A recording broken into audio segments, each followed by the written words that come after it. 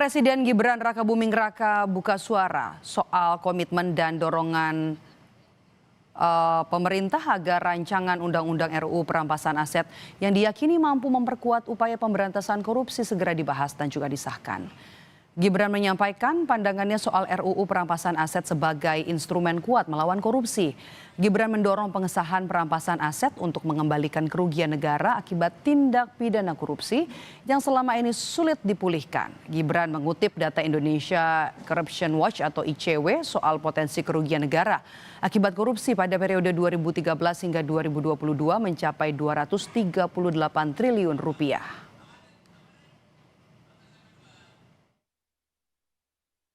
Indonesia sangat perlu memperkuat sistem hukumnya agar mampu mengembalikan aset negara, membuat jera para pelaku, serta melindungi masyarakat dari potensi kerugian akibat korupsi. Teman-teman, komitmen dari Bapak Presiden sebagai pucuk pimpinan negara sudah sangat jelas. Tapi kesungguhan Bapak Presiden untuk memerangi korupsi dengan instrumen hukum baru yang bisa membawa manfaat besar bagi bangsa. Jika kita sungguh-sungguh ingin memberantas korupsi, maka koruptor harus dimiskinkan. Inilah esensi dari RUU Perampasan Aset yang saat ini menjadi sangat penting dan mendesak. Menanggapi pernyataan Wapres Gibran soal rancangan Undang-Undang Perampasan Aset, Indonesia Corruption Watch atau ICW menilai penting bagi pemerintah dan DPR menegaskan komitmen dalam mendorong RUU Perampasan Aset harus disertai aksi nyata untuk mewujudkannya. Wacana RUU Perampasan Aset ini muncul kembali ketika adanya kritik publik berkaitan dengan pemberantasan korupsi yang dikeluarkan oleh TI, Transparansi Internasional, berkaitan dengan CPI yang menurun begitu. Jadi bagi kami adalah penting untuk menegaskan bahwa pemerintah dan DPR itu harus memiliki komitmen terhadap RUU Perampasan Aset, dan jika tidak prosesnya masih akan ditunda, maka itu hanya apa yang disampaikan oleh Wakil Presiden Gibran bagi kami hanya sekadar lip service belaka saja. Kita akan bahas komitmen pemerintah memberantas korupsi melalui RUU Perampasan Aset yang disuarakan oleh Wakil Presiden Gibran Rakabuming bersama politisi Partai Solidaritas Indonesia atau PSI Valdo Maldini dan juga peneliti Pusat Kajian Anti Korupsi atau PUKAT UGM Zainur Rohman. Selamat petang, Bapak-bapak. Selamat petang, Mame. Selamat sore. Oke, saya mau ke Mas Valdo terlebih dahulu. Apa tujuan Wapres Gibran Rakabuming mengungkapkan pemikirannya di kanal digital untuk disampaikan kepada publik? Tapi jangan dijawab dulu, kami jeda sejenak saudara. Kami akan bahas ini usai jeda di Kompas Petang sesaat lagi.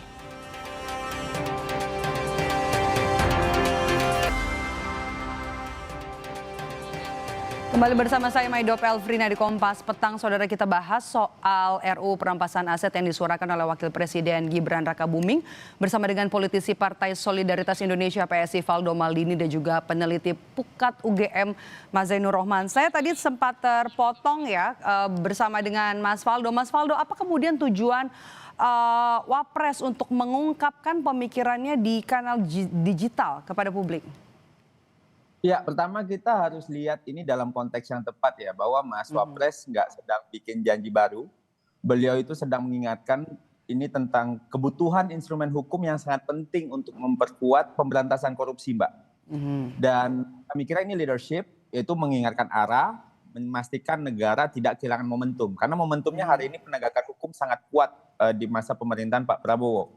Yang kedua, fakta yang disampaikan oleh Mas Wapres sangat jelas karena kerugiannya besar banget, itu korupsi, tapi yang kembali kecil banget. Artinya sistem hukum yang ada hari ini itu memang nggak cukup kuat tuh untuk memulihkan kerugian negara kita itu secara maksimal.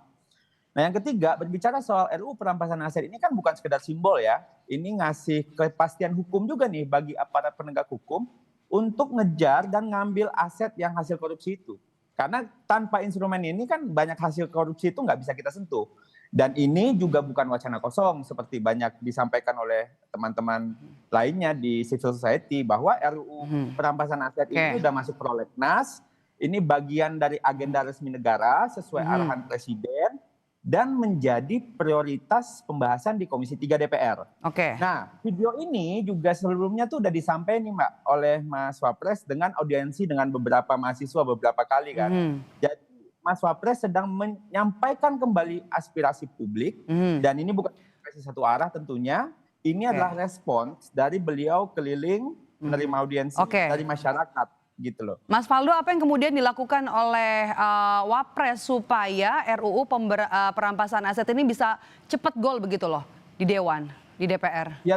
Ya tentunya kalau kita ingin serius ya Mbak ya memberantas korupsi, ya ini soal keseriusan untuk kembaliin uang rakyat, itu yang pertama. Dan ini juga bukan di atas kertas, ini juga bisa dipakai untuk MBG, Kopdes Merah Putih, CKG, dan lain-lain. Tentunya proses politik harus kita dukung. Nah pemerintah udah oke nih, disampaikan juga waktu di tahun 2019 itu direvisi Undang-Undang KPK, itu DPR yang inisiatif. Nah makanya kalau menurut kami, kita dari PSI ya kita mendukung penuh lah apa yang disampaikan oleh Mas Gibran, karena ini juga tidak hanya soal pemberantasan korupsi, tapi penindakan agar pemulihan keuangan negara.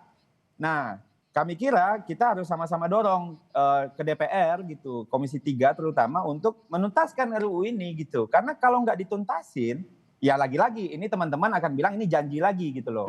Dan sebagai negara demokrasi, bagian dari proses legislasi, dan ini juga merupakan komitmen negara yang namanya sistem hukum harus kita perkuat. Dan kami kira mungkin kita tidak butuh hari ini sinisme soal ini, tapi dukungan agar ini sama-sama nih reformasi hukum ini bisa selesai. Mas Gibran mantik, mudah-mudahan ini menjadi isu yang akan membesar termasuk bagi kami di PSI, mendorong proses legislasi di DPR untuk bisa lebih cepat dan ini tidak lewat lagi Mbak. Karena kan kita tahu, karena korupsi ini kan RUU korupsi ini masalah, RUU perampasan aset ini untuk ngambil kembali apa yang mereka rampok gitu loh. Oke, Dan Mas. Orang pemimpin ngingetin, ini bukan komunikasi politik, ini komitmen untuk memastikan negara hadir di pihak masyarakat. Oke, Mas Zainur, apa yang harus dilakukan Wakil Presiden supaya soal perampasan aset tidak hanya jadi wacana saja? Ya aksi nyata dong. Kalau hanya sekadar pidato, Presiden Prabowo sudah lebih sering dan banyak berpidato soal itu. Tapi nyatanya indeks persepsi korupsi Indonesia saat ini anjlok menjadi 34/100 setara dengan Nepal dan negara-negara Afrika. Ini artinya kegagalan pemberantasan korupsi dalam waktu 1 tahun terakhir. Kalau memang misalnya Wapres ini punya inisiatif ya, mau kolaborasi dengan Presiden Prabowo, silakan bisa roadshow ke parpol-parpol, yakinkan ketum-ketum parpol bahwa ini adalah RUU yang dibutuhkan untuk mempercepat efektivitas pemberantasan korupsi. Atau kalau ini adalah presiden, menurut saya sangat mudah. Kumpulkan ketum parpol, terserah mau di Hambalang, mau di Istana, beri perintah kepada mereka agar mereka semua dukung, agar RUU ini bisa segera untuk disahkan. Tapi Mbak Maidov, saya mau kasih sedikit wawasan soal RUU perampasan aset. Ini ada kesalahpahaman di publik bahwa seakan-akan ini menjadi panacea, obat dari segala macam bentuk perbuatan korupsi di Indonesia dan kesusahan untuk aset recovery. Padahal sebenarnya RUU perampasan aset itu kalau dibaca dengan teliti itu adalah komplement. Dia bersifat pelengkap dari undang-undang tindak pidana korupsi dan undang-undang sektoral lainnya terkait dengan tindak pidana yang bermotif ekonomi. Jadi Mbak Maidov, dia hanya bisa dilaksanakan, bisa diterapkan dalam kondisi tertentu. Yang pertama itu ketika tersangka atau terdakwa atau terpidananya itu melarikan diri. Yang kedua tidak diketahui keberadaannya. Yang ketiga meninggal dunia. Yang keempat diputus lepas. Kalau orangnya ada Mbak Maidov, itu tidak bisa pakai RUU perampasan aset. Lah lantas bagaimana? Lantas sebenarnya butuh satu lagi, yaitu kriminalisasi illicit enrichment. Itu ada di mana? Ada di RUU Tipikor, tindak pidana korupsi. Jadi saya khawatir publik akan kecewa, akan kecele bahasa Jawanya ketika RUU perampasan aset disahkan, tiba-tiba situasi akan berbalik 180 derajat. Tidak. Kenapa? Karena itu adalah sehingga Mbak Maidov tidak bisa dipilih nih. untuk memperbaiki RUU Tipikor, untuk mengesahkan RUU perampasan aset, untuk mengesahkan RUU pembatasan transaksi uang kartal, dan yang paling penting adalah kembalikan independensi KPK dengan cara revisi kembali Undang-Undang KPK. Bang Maidov. Oke, ini juga yang bisa kita kutip dari apa yang disampaikan oleh Wakil Presiden Gibran Rakabuming dalam videonya adalah memastikan soal kepastian hukum begitu ya, agar kemudian juga RUU perampasan aset ini jadi regulasi yang tidak disalahgunakan nanti ke depannya begitu. Pandangan Anda? Ya, kalau non-conviction based asset forfeiture itu bukan merupakan criminal procedure. Dia tidak mempidana orangnya, dia mengancam asetnya, sehingga biasa disebut sebagai in rem, bukan in personam. Nah, di sana memang butuh ya pengaman-pengaman, safeguarding untuk memastikan bahwa aparat penegak hukum itu tidak abuse of power. Bagaimana caranya? Semua tindakan dari aparat penegak hukum wajib dikontrol. Oleh siapa? Oleh badan judisial, yaitu dalam bentuk meminta izin hakim. Yang kedua, hukum acara perampasan aset itu harus dipastikan ada keseimbangan antara pembuktian non pidana dengan hak dari seorang pemilik atau penguasa dari aset tersebut untuk membuktikan bahwa asetnya berasal dari perolehan yang sah. Jadi itu untuk memastikan bahwa tidak ada perbuatan yang semena-mena. Yang ketiga, Mbak Maidov, harus dipastikan bahwa tidak ada satupun lembaga penegak hukum yang punya kewenangan dominan. Kewenangan ini harus dipecah-pecah, harus dipisah-pisah agar mereka bisa saling kontrol, saling mengawasi, termasuk di dalam pengelolaan aset, Mbak Maidov. Karena banyak, Mbak Maidov, aset-aset sitaan atau aset-aset rampasan itu disalahgunakan oleh aparat penegak hukum. Misalnya dipakai untuk kepentingan pribadi gitu ya, padahal itu sudah dirampas atau disita untuk negara. Disita itu kalau belum berkekuatan hukum tetap, dirampas kalau sudah putusan hakim. Nah, sehingga itu memang butuh pengaturan yang baik. Resepnya sudah ada semua, Mbak Maidov. Dari 2008 Pukat sudah riset. Sampai sekarang itu RUU hanya berupa janji-janji manis dari semua politisi. Kami dapat janji manis politisi itu sudah bukan 1-2 lagi. 2008 kami riset, Mbak, gitu ya. Sudah puluhan tahun kami memperjuangkan ini. Nggak ada itu sampai sekarang barang diperjuangkan betul-betul oleh politisi kita. Mbak Maidov. Oke, sebatas janji politik dari partai. Mas Faldo, Anda tadi sempat tersenyum begitu di apa yang disampaikan oleh Mas Zainur. Ini jadi sinyalkah kalau pemerintah ini sebenarnya gemas ya? Karena RUU perampasan aset ini belum juga dibahas di DPR, di parlemen. Iya, sebenarnya kan gini ya, kalau seandainya sekedar pidato dan janji, itu nggak masuk prolegnas, Mbak. Ini kan udah masuk prolegnas, berarti kan ini jadi prioritas pembahasan. Jadi kami kira ini bukan wacana kosong aja, ada proses konstitusional yang lagi jalan, kami kira. Dan yang kedua, kita kan negara demokrasi, kami yakin Mas Zainur dan kawan-kawan paham itu, kita nggak bisa nih ngeksekusi undang-undang sendirian. Bukan satu orang selesai, memang harus ada pembahasan di DPR, sinkronisasi, kesepakatan politik juga tadi yang disampaikan. Kami kira ini justru menunjukkan sistem kita itu bekerja ya. Dan ini soal political will juga sih Mbak, kalau kami kira ya, bahwa Mas Gibran secara terbuka bicara soal kerugian negara dan lemahnya asset recovery. Jadi ini kan nggak defensif ya, tapi menyatakan bahwa pemerintah itu sadar gitu, bahwa ada celah dan ini mau diperbaiki. Dan tadi juga bicara soal dukungan partai, ya kami kira tidak perlu saling menyalahkan. Kalau ada yang bilang yakinkan ketum parpol tadi kayak Mas Zainur, justru ini momentumnya gitu. Karena pemerintah sedang mendorong dan semua partai memang harus membuktikan komitmennya untuk hal itu. Memang kita udah punya KPK, peradilan tipikor, digitalisasi anggaran, tapi memang ada celah itu. Dan RUU perampasan aset ini menurut kami adalah bagian dari perbaikan itu. Maksudnya gini, ini kan bukan gagal ya, tapi ini sedang kita perkuat.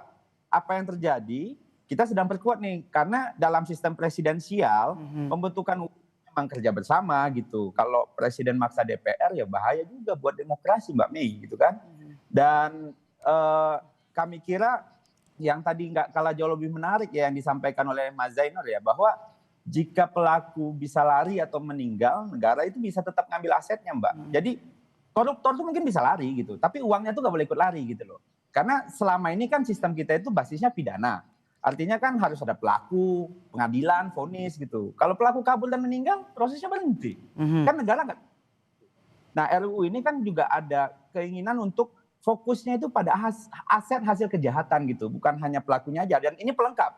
Dan justru menutup celah terbesar, karena selama ini kasus-kasus besar ya, tapi aset recovery-nya sangat kecil, negaranya tahu nih ada uang nih, tapi nggak bisa diambil gitu, karena pelakunya nggak bisa diproses pidana. Dengan RUU ini harapannya negara tetap bisa merampas aset yang terbukti dari hasil kejahatan mekanisme perdata gitu loh Mbak.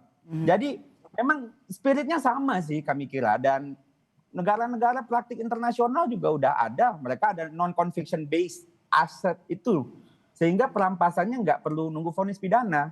Dan negara modern nih Mbak ya, itu kan udah ngejar duit tuh, bukan lagi ngejar orangnya gitu. Jadi kami kira ini sebuah upaya yang baik, yang sama-sama punya spirit yang sama, teman-teman civil society sama, pukat sama, partai seperti PSI juga sama. Kita berharap civil society, masyarakat juga, mahasiswa juga, sama-sama kita kawal. Mudah-mudahan nih tahun 2026 ya, masih awal tahun nih, mudah-mudahan jadi tuh barang. Gol ya, 2026 ya. Oke, Pak Zainur, yang terakhir saya mau ke Anda, bagaimana kemudian apa yang harus dilakukan oleh pemerintah supaya ini tidak hanya jadi wacana dan ini bisa gol di tahun 2026 ini, RUU perampasan aset? Ya, yang pertama harus sadari ya, atas kegagalan pemberantasan korupsi 1 tahun terakhir. Harus diakui ini gagal, indeks persepsi korupsi kita itu turun dari 37 ke 34. Kalau tidak mau mengakui kegagalan, denial, selamanya kita tidak bisa memberantas korupsi dengan baik. Itu yang pertama. Yang kedua, butuh upaya-upaya luar biasa untuk melakukan percepatan pemberantasan korupsi. RUU perampasan aset sangat kami dukung dari 2008. Silakan googling. Kami punya hasil penelitian 2008 dari Pukat gitu ya. Jadi yang paling penting sekarang adalah bagaimana agar elit-elit politik itu mau duduk bersama dan berkomitmen untuk ini segera bisa disahkan. Saya pikir sekali lagi kalau presiden yang kumpulkan sudah banyak lah ya. Contoh undang-undang yang lahir dalam tanda kutip 1 malam gitu ya. RUU KPK, perubahan undang-undang KPK dalam Undang-Undang 19 2019 di zaman bapaknya Gibran itu 13 hari. Di Undang-Undang TNI zamannya Pak Prabowo ini berapa hari? RUU Minerba berapa hari? Semuanya kilat gitu ya. Tapi begitu RUU perampasan aset puluhan tahun. Prolegnas itu dari 2010, 2012, 2015, 2023 dan sekarang 2026. Artinya kita akan lihat bagaimana komitmen elit-elit politik itu apakah memang mereka serius. Yang kedua Mbak Maido, harus meaningful participation, harus pakai partisipasi yang bermakna. Jangan hanya sekadar asal disahkan tapi isinya ampas. Kenapa? Karena sangat mudah untuk mentwist ini. Saya sangat paham gitu bahwa ini bisa macan ompong gitu ya. Yang ketiga, tidak cukup ini saja, butuh dilengkapi dengan perubahan Undang-Undang Tipikor, perubahan Undang-Undang KPK, dan juga pembatasan transaksi uang kartal dengan mengesahkan RUU pembatasan transaksi uang kartal. Mbak Maido. Oke, kita tunggu nanti apakah bisa digolkan di DPR 2026 ini RUU perampasan aset. Terima kasih sudah bergabung bersama kami, Mas Zainur Rohman dari Pukat UGM dan juga dari PSI Valdo Maldini. Sehat selalu Bapak-Bapak.